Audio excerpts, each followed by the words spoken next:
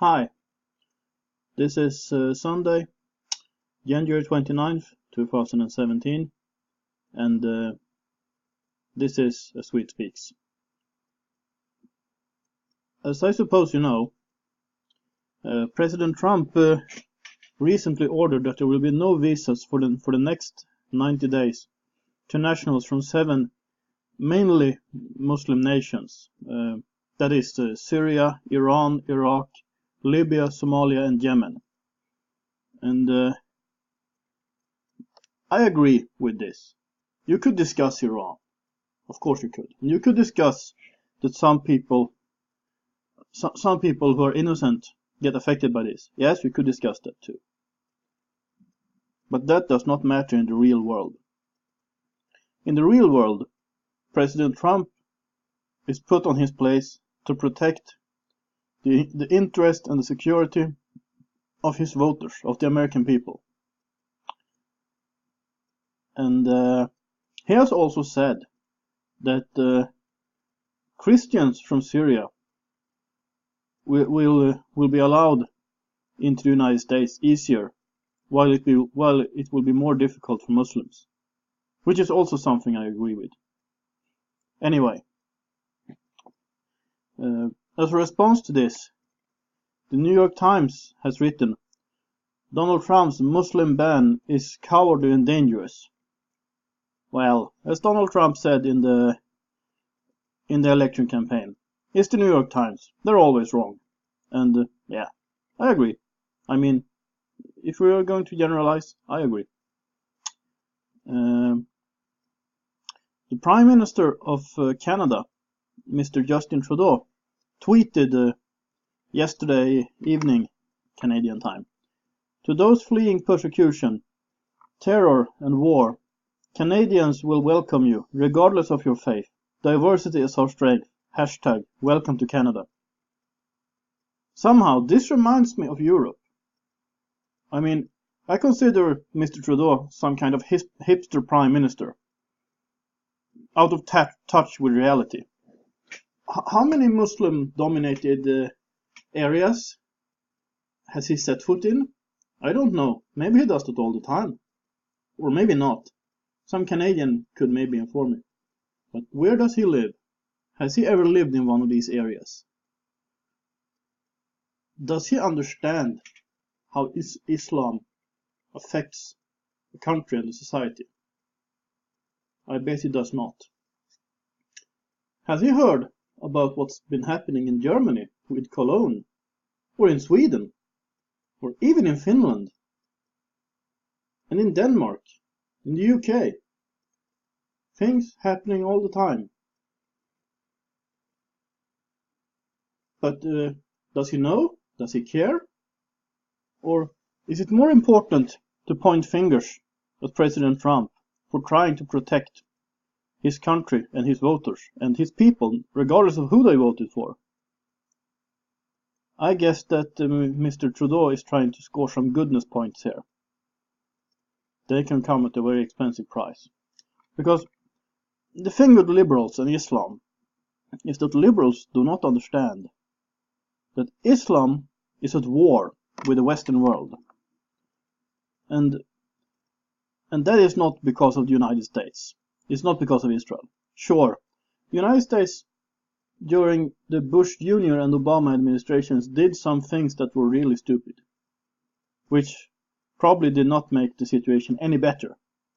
Like, for instance, Obama arming the so-called Syrian rebel army. In practice, Obama arming the Islamic State against Assad. I do not like Assad. Let's be clear on this. I do not like Assad, but he is better than the alternative. Look at the Arab Spring. You got the Muslim Brotherhood in Egypt. Then you got the Islamic State in Iraq and Syria. Look at Libya when they deposed Gaddafi. And then anarchy and civil war. I mean, seriously. It's just stupid. And because Islam is not a religion of peace. It's said it is, but the people who say this either lie or they don't understand what it's all about. When Islam talks about peace, the house of peace, it means when everyone subjects themselves under Islam, there will be peace. And what kind of peace do we get then? The same kind of peace as is in the worst kind of communist dictatorship you can think of, or the worst kind of theocracy. And is that really a peace we want? And let's say, if you're a Christian or a Jew, you may be allowed to live if you pay the jizya, which is a special tax for non-Muslims. If you're an atheist, they will just kill you. So why secular and atheist liberals support Islam is beyond my... the only explanation I can think of is that they reason that the enemy of their enemy is their friend. And when they both hate, for instance, Donald Trump, they ally with Islam. And if you study the history of Islam, you will see that for the last roughly 1400 years, Islam has been at war with the rest of the world.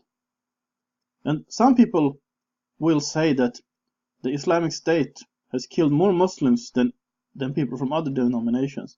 Yes, but that is because the Islamic State kills Muslims who are the wrong kind of Muslims according to them, who believe in things they consider heretic. Two Christian denominations who disagree on things will still live peacefully side by side. We will not kill each other. I may not agree on all the teachings of the Roman Catholic Church, but I will not kill them or harass them. If they want to discuss, we might get into a peaceful discussion or a peaceful argument. There will be no violence out of that. But it's not so with Islam.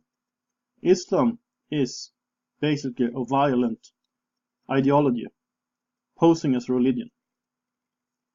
And Donald Trump, the 45th President of the United States of America, is absolutely right in doing this. And I hope that he will enforce the Muslim ban after these 90 days.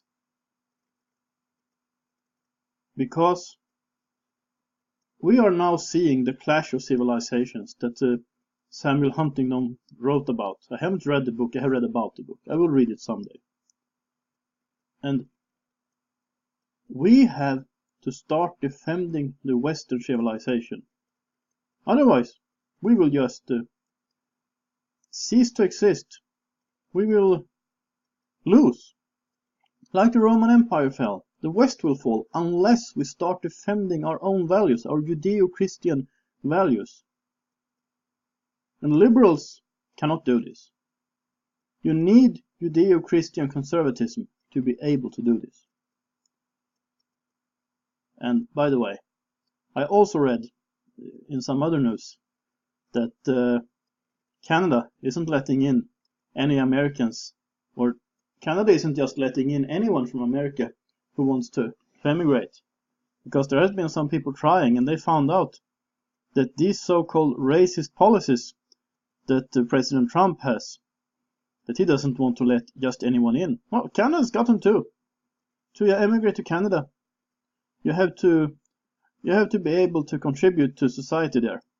So, sorry. And some people talk about moving to Australia. It's the same thing there. And by the way, Australia's got pretty tough migration policies. What would the American liberals think about that? This is A Swede Speaks. Have a nice Sunday.